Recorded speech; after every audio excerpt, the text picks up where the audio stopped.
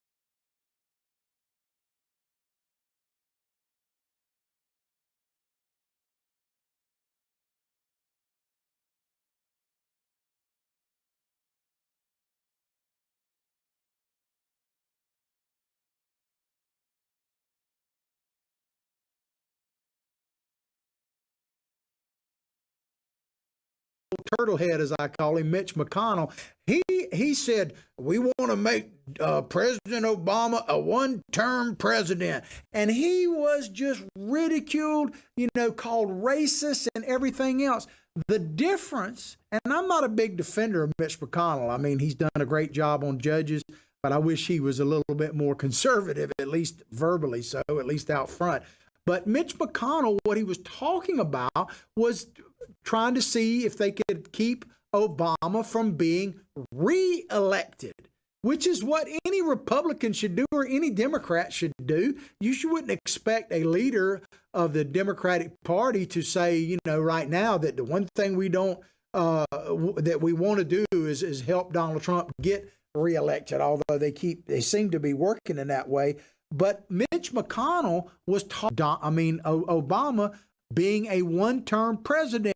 In other words, not getting reelected. But President Trump, but the Democrats and the mainstream media have been trying to prevent him from even serving his term. They don't want President Trump to be a one-term president. They want to invalidate, and they've been trying to oust him since before he ever actually took office. So for the Democrats and Biden to come out, especially what we know about Biden and how he was trying to sabotage Trump's presidency even after the president had been elected, for him and the Democrats to come out and worry about whether Donald Trump is going to willingly leave the White House should they upset and actually win the thing. I mean, if that'll be the least of our worries. I'm not even remotely worried about that, because I'm thinking one thing: the president's probably going to get reelected with our help. And I have no doubt that if an unfortunate thing happened and President Trump was defeated, he may have a lot to say on the way out, because Donald Trump's going to have a lot to say as long as he's alive, right? And let's pray that his health stays well. But there's been no evidence presented. They talk about, no evidence. There's no evidence, this charge against him that he won't leave. There's no evidence to show that at all. In fact, the evidence is that the Democrats won't accept the results of the 2016 election. And I see no evidence at all that they would accept the 2020 results. So it's just crazy. The former vice president, talking about Mr. Joe Biden, who recently secured enough delegates to clinch the Democratic presidential nomination, so I guess we don't have to call him the presumptive anymore, said Wednesday that Trump was going to try and steal the election by making it harder for citizens to vote. Man, I tell you, but these Democrats, they know no shame. They have no shame. Talk about like the mail-in vote. They say, okay, President Trump's going to try to steal the election. And they want to put a ballot harvesting out there where everybody blanket the whole country with ballots, whether a person's dead or not. They'll get a ballot, and then no issue there, right? I mean, there's no shenanigans could be deployed there. I said, it's just ludicrous. Think about this, and please help me. Chime in on whatever Facebook page you're listening to right now. Good morning to you, Citizens for Trump. Of course, America's Voice News, John Martin Talks. We're on a multiple different ones. Thank you. We're glad to have you. But chime in on this, because I got a question for. I've asked this before, and no one's come up with. Are there any jokes about Republicans and dead voters? Are there any jokes about that at all? I don't know of one. There are literally hundreds. You can Google it or whatever, but Google is of the devil. Do a search, and you can see that there are literally hundreds of jokes about the Democrats getting voters. There's right here in this county alone, there's a local candidate here that's been in office for a while, literally has one of their big signs, like a 4x4 sign, in a dadgum graveyard. I've never actually seen that from Republicans, but maybe it's happened before. But tell me if you have a a Republican getting votes from dead people joke. I'd like to hear it. I want to play a video right now. It's 3 or 4 minutes long. It's Cory Spartacus Booker, and he was asked on BET in an interview about whether or not he was worried about President Trump leaving the White House should he lose. And I want to play this, and I'll stop it periodically if we can, because what Cory Booker has to say, I should say, is, a surprise. It's not, but it's unbelievable that a person could consider themselves a leader and say this crap. Let's play it, and I'll stop it along the way. Of Trump losing and he will not concede. I have had folks call into this show saying that they are worried that he will not concede. That they cannot imagine him calling Biden and saying good job. They can't imagine him going to a inauguration and clapping, for Joe Biden. Have you thought about that possibility of him dismissing the Constitution and refusing to concede? Well, I can't speak for my Democratic colleagues. I haven't had that conversation with many of them, but I've thought about it and I worry about it. This president has already shown his willingness to trample constitutional norms. He just turned law enforcement against peaceful protesters. Let's stop it right there. First of all, this idea of constitutional norms coming from any Democrat, but especially Booker. Remember the Kavanaugh case? They literally said the guy was guilty as charged without any evidence whatsoever, that he had to prove that he was innocent. Donald Trump has had to prove, they wanted Donald Trump to prove that he was innocent during the impeachment process. The Democrats literally held trials, so to speak, called witnesses down in the dungeon of I call it the dungeon, the basement of the Capitol building, and did not let Donald Trump ever face his accusers. He never faced his accusers, which is guaranteed you, by the way, in that little old thing that Cory Booker's talking about, the Constitution. So for a Democrat, especially Cory Booker, considering what he did to Kavanaugh personally, his Spartacus moment, is just ridiculous, because the last thing you would associate with Cory Booker is some kind of constitutional scholar. And they keep bringing up, and I'm going to call it like it is, this lie that Donald Trump attacked innocent, protesters. No, he cleared the park because the park was burning a church, for one thing, was throwing bottles and Molotov cocktails at people. And it was just ridiculous what they were doing. I mean, if you saw that park, they were destroying it. So this idea that they were, quote, mostly peaceful, I've been talking about that a while. When you hear the term mostly peaceful protest, the first question you should ask was, who got killed? Who got beat up? Who got run over by a car? Because if it was mostly peaceful, that always means that for somebody, it didn't turn out too well. So that's a lie. Let's play some more of Mr. Booker. Against peaceful protesters in the most sacrosanct place, the capital of the United States. Fundamental to the ideals of our nation is to petition your government, to peacefully protest. People come to this city for everything from Second Amendment rights and against abortion to women's ability to control their bodies and LGBTQ rights. This is a place of great tradition, and he turned upon those traditions. Let's stop it right there again. And you. For him to talk about Second Amendment rights, people, and people who are opposed to abortion, he might as well throw the Tea Party out there.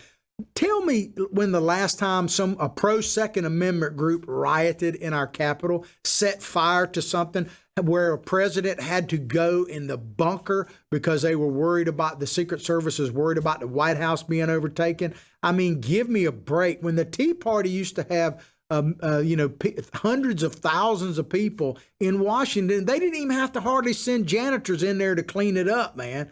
And so for them to say that is just absolutely ludicrous, because the Black Lives Matter, which is really a terrorist group, I'm just going to say it, they are. You can judge me how you want. I'm not saying Black Lives don't matter. I'm saying the Black Lives Matter group is a terrorist or a terrorist organization from what I can see. Walks like a duck, quacks like a duck. It is a duck. Let's keep playing it. On those traditions, and used force, tear gas, rubber bullets to clear peaceful protesters. To do what? Because he had to get to some national emergency. To do what? Because he had somehow to meet the demands of his job. No, he did that for a photo op.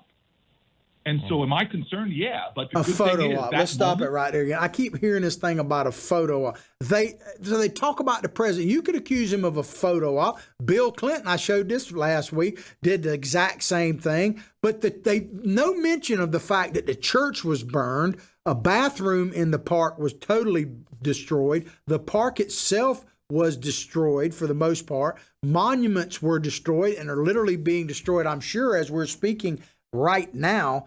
But the photo op what did Congress do the other day when they literally put on African garb, so to speak, and were kneeling in the Capitol? I mean, I think that Candace Owens said it really well. What if Republicans came in there wearing sombreros and like fake little mustaches? What would they say about that? Because that's basically, talk about pandering and photo ops. Isn't that really what Nancy Pelosi, and she couldn't even get up off the ground, and I sympathize with that, and Nadler couldn't even. But it just, let's see if we want to watch anymore. I may stop it now because I can only take so much of Booker, but let's play a little bit more. Is that moment when he did that, it was a bit of a stress test. And when you suddenly started seeing cabinet members of his come out and condemn him and say he was a threat to our democracy, it gave me the first sign that should we have a greater stress test of That's him good trying enough. to delegitimize. I've kind of heard enough of it. Those cabinet members he's talking about, he's mainly talking about, I guess, Mattis, so former cabinet members. You know, once you get fired or whatever, you're probably a little upset. But Cory Booker, man, and he represents, I mean, this guy was, you know, going to be the next president of the United States. Sorry, Cory, you can't even be vice president, man. The guy had to drop out before even one vote was cast. In an interview with The Daily Show, Biden said he had considered what would happen if he won the election and Trump refused the White House. He said, I promise you, I'm absolutely convinced, this is what Biden said, that they talking about the military will escort him from the White House with great dispatch. So let me ask you, what's going to happen if President Trump actually somehow, a miracle, wins this thing? What's going to happen? Well, we know what's going to happen. There's going to be riot and looting and rioting in the street. Is there any doubt about that? Do you really think a lot of MAGA hat people are going to be burning churches and desecrating the Lincoln Memorial and storming the White House? Really? I'm not convinced of that. You know, Trump, they say Trump is, you know, unhinged. Well, I can tell you, if he gets reelected in 2020 with your help, he will be Trump unleashed. And I can't wait for that. But it's just ridiculous. All right, we're going to move on along here. I told you that Trump, when he announced he was going to have a rally, that they're going to try to fight this every single way they can. And of course, they've now come out and said for Trump to have a rally in Tulsa, Oklahoma on June 19th, that in and of itself, no matter what he says or does, is racist, that he's a white supremacist, and I'll explain.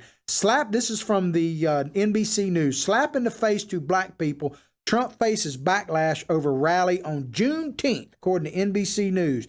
President Donald Trump was hit with a strong backlash over the decision to hold a campaign rally next week on Juneteenth, a holiday marking the end of slavery in Tulsa. And he's going to hold this in Tulsa, the site of a horrific race massacre against black people in 1921. And that's true, and we'll talk about it a little bit more in a second. But why couldn't this rally be seen as a celebration of freedom? We're finally able to get out. We don't have to, social distance as much. We can have public gatherings. The fact that he's in Oklahoma, all of this, that he's going to Tulsa on that date, why couldn't it be seen as a celebration of freedom? And I'll tell you right now, this is something I want to challenge. If you're black and you're worried about this and you're in the Tulsa area, I want to make a challenge to you. Have the courage to try and attend the rally. Go down there. I can tell you, you will not be subjected to any hate from anybody wearing a MAGA hat. I can tell you that right now. Contrary to what CNN and all the rest try to portray it, a Trump rally, at least the ones in the past that I've been to, and I've been to like 4 of them, have been absolute love fests. And I have actually talked to black people there. There was one case, some students at one I went to down south that was near one, that it was a facility that was connected to the college. They came there and were just looking at it, and they told me flat out they could not believe how well they were received. I guess they thought they would be like drawn and quartered or something. But have the courage to actually check it out. And by the way, before I forget, if you want to watch all things Trump, especially rallies, the best place to do that is go to America's Voice News. You can download the free app on your Android or iPhone Roku, Fire Stick, Apple TV, channel 219 on Dish Network, and we're on Pluto Network. If you want to see everything before, during, and after about a Trump rally, I'm telling you, America's Voice News, which I'm really honored to be a part of, you cannot miss what they do. They do an excellent job, and hopefully I'll be able to cover one of them in the not too distant future. Congressional Black Caucus Chairman Karen Bass, we talked about her many times, said the decision to hold a rally there in Tulsa on June 19th is disrespectful to the lives and community that were lost during the Tulsa race riot. How? How is it disrespectful? Let me just tell you, more attention will be paid to Tulsa, Oklahoma, and the Juneteenth, 19th, and what happened there. More of that will be broadcast than probably ever in history. Donald Trump, mere presence, will bring that, good, bad, or whatever. Bass went on to say this was a massacre of innocent black inhabitants by white supremacists in a span of 24 hours. And it was horrendous what happened there. This was the worst act of racial violence to date at that time. And yet this is the place that the president, who has pursued nothing but a hostile, oppressive agenda for black people since his inauguration, has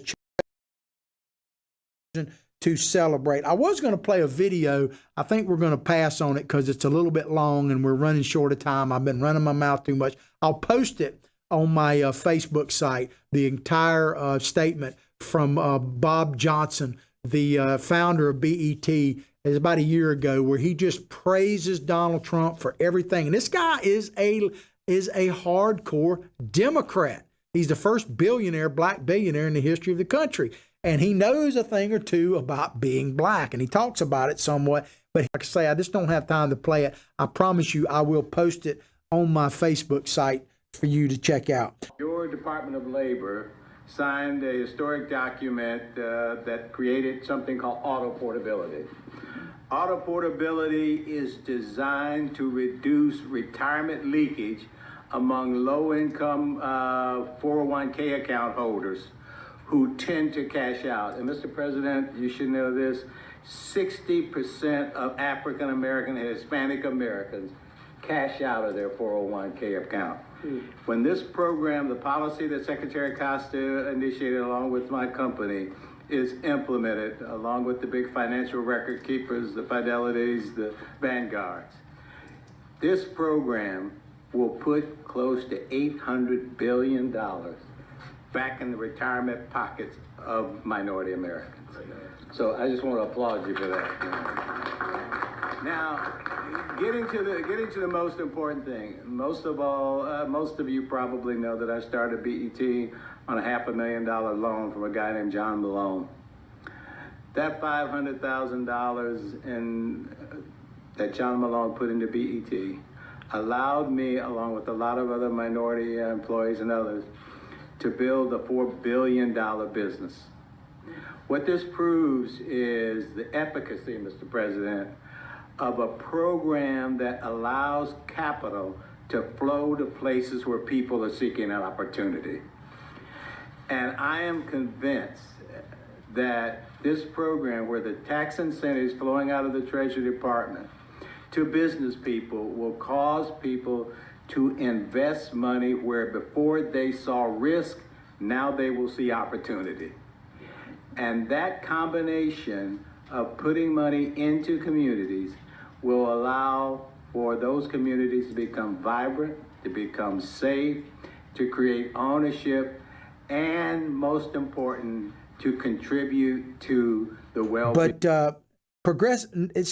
But let me ask you this, Ms. Bass. Name me one hostile, oppressive agenda for black people President Trump has done.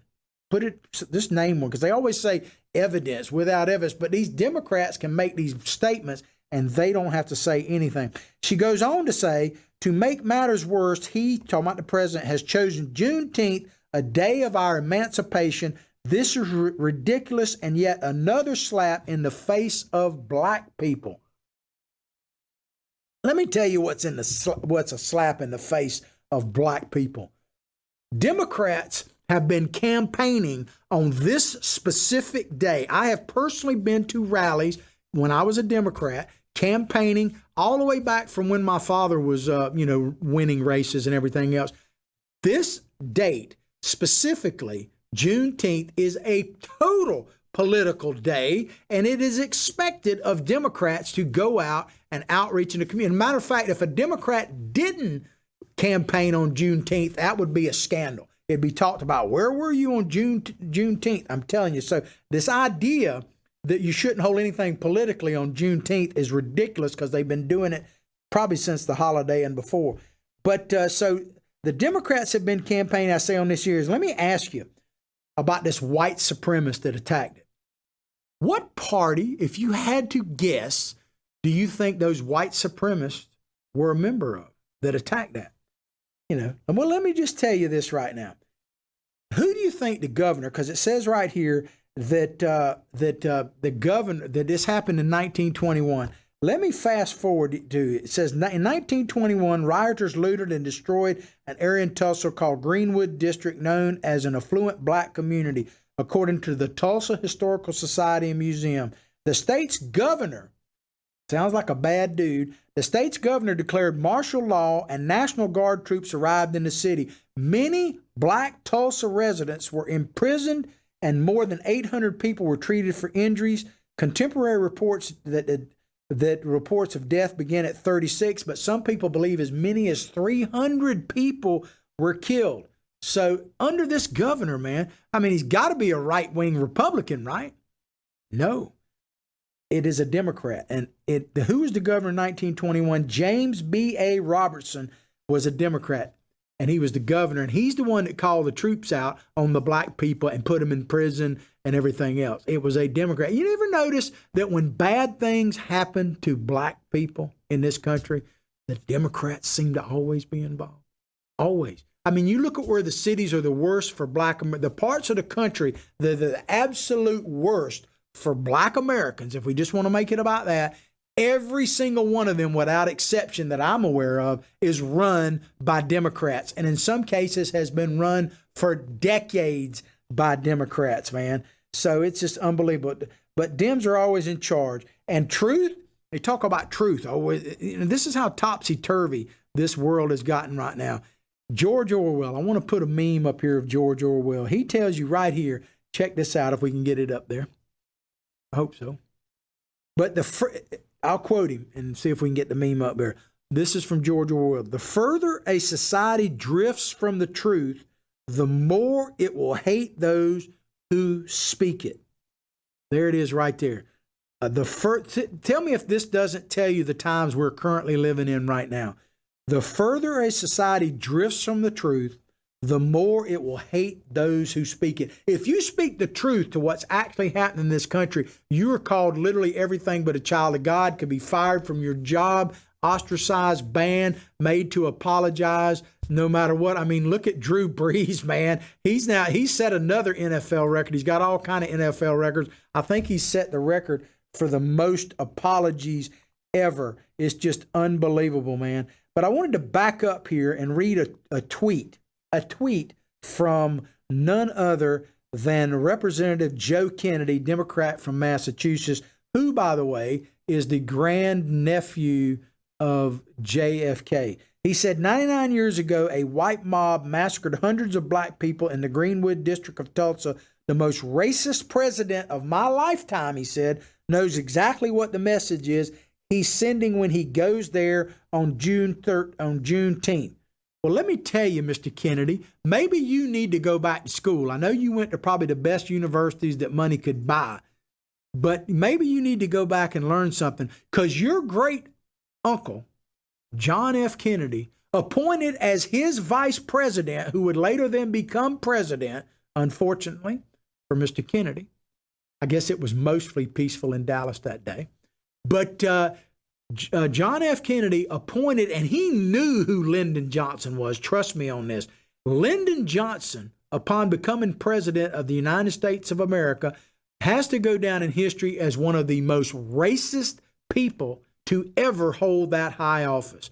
If you go, I'm not even going to tell you specifically what he said, but when they were passing the second civil rights bill, he was caught on tape. You can check this out yourself, saying that if these, and he used that word that we cannot say and I don't want to say, He said that if we can get this passed, we'll own them for, I think, 100 or 200 years. Talk about return of slavery. Right there, Lyndon Johnson. So Mr. Kennedy, you might need to do some history checking.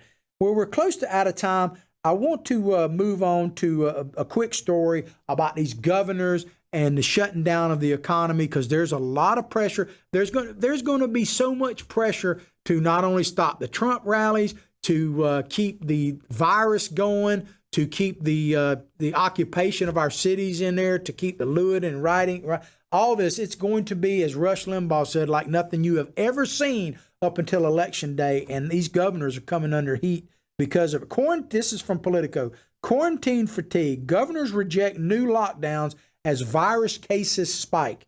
The coronavirus is spiking in more than a dozen states, and intensive care beds are filling again, but several governors have no plans to reimpose shutdown measures or pose reopenings, a sign that the political will to take drastic measures has dissipated. And I love this part here, even as the virus is still raging. Now, I want to tell you, I'm not saying that coronavirus, COVID-19 isn't something to be concerned about, but I just want to put it, because it's raging. What is the definition of raging? But let's put it in some perspective, because facts matter. I'm going to speak the truth here right now, and some people may hate me for it, but this is the facts from the government statistics, so they got to be right? Worldwide, right now, there's roughly 7.4 million cases worldwide, documented cases, test-proven cases. Okay, and 417,000 deaths worldwide. That's what they're saying. 100,000 in the United States and climbing. The current world population as of June 2020, so these are not old figures, this is like right now, is 7.8 billion. So I talked to Siri on my telephone, made sure I got this right. So if you look at the total number of cases of coronavirus, documented cases, that is 0.09% of the world population. 0.09. So not even close to 1%. Hardly raging. If you get to the deaths, and we know that many people, and some of the deaths may be underreported, but I think there's more chance that they're overreported, because everybody in the United States who has died in the past 6 months or 3 or 4 months has died of coronavirus. But if you do the math on that, 417,000 deaths worldwide into 7.8 billion people is 0.005%. So I'm not taking anything away from it. If you have a loved one or somebody you know that has died or suffered from this, God help, I pray for you every day. But the reality is this thing is not raging. I'm not saying don't take it serious. But multiple governors, and they list a whole bunch of them here if you want to read the article. We really don't have time for that. But multiple governors are resisting a renewed shutdown. The governor's attitudes mark a shift in the national view of the best way to respond to the virus that is still infecting more than 20,000 people in the U.S. every day. So I tell you all the time, you need to assess your own risk. Absolutely, without a doubt, assess your own risk. But you have no right to assess mine. You don't have. I am personally responsible for that. But they say that that it says here, state officials hesitate to pause gradually reawaken economies, all this stuff.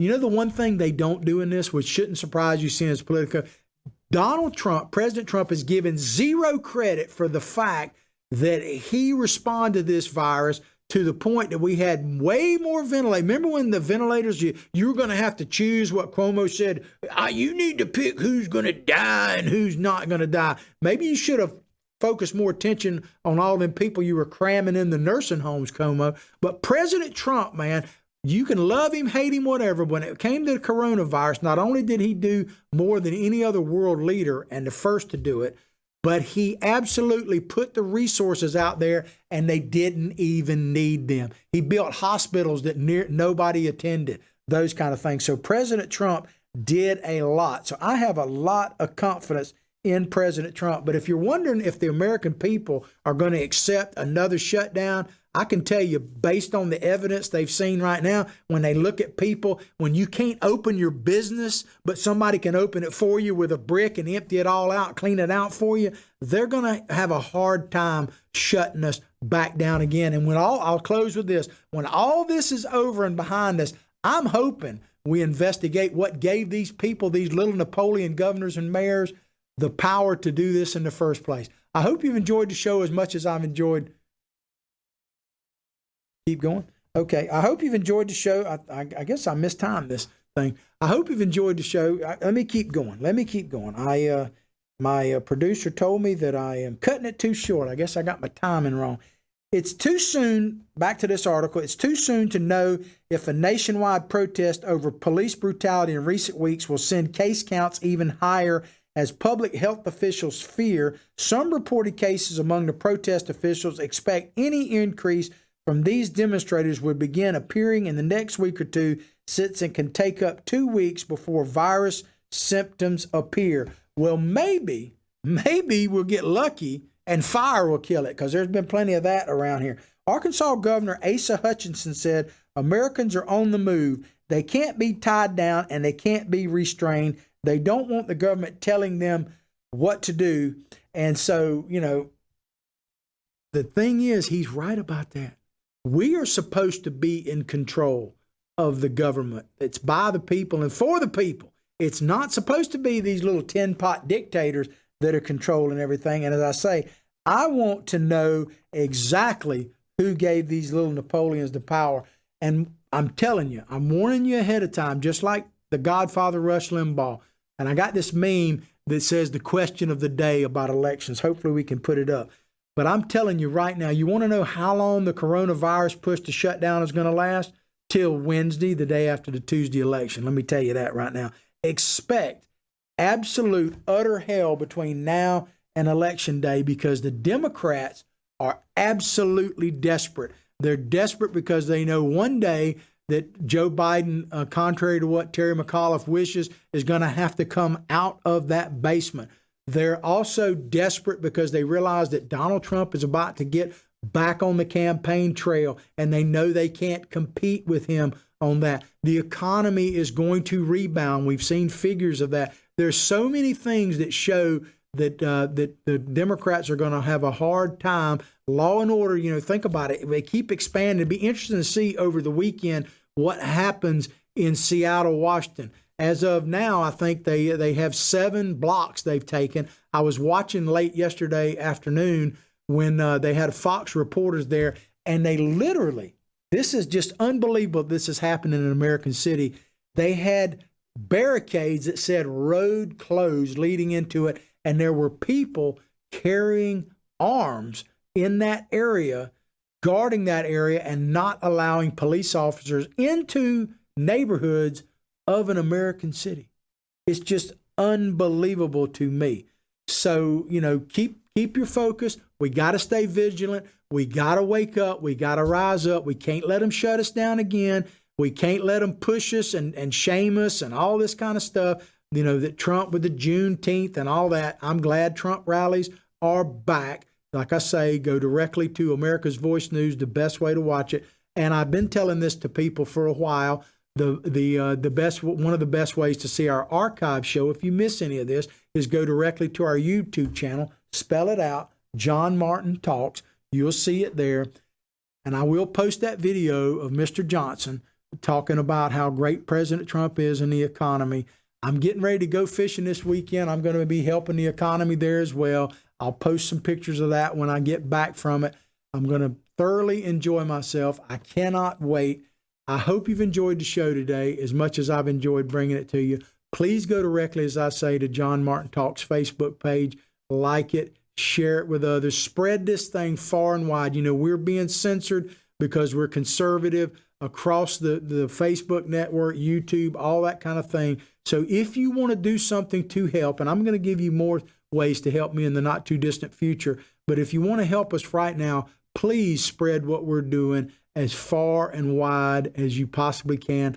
Like the Facebook pages that we're being broadcast from. I hope you have a great weekend. As I've been saying all along, I will pray for your family.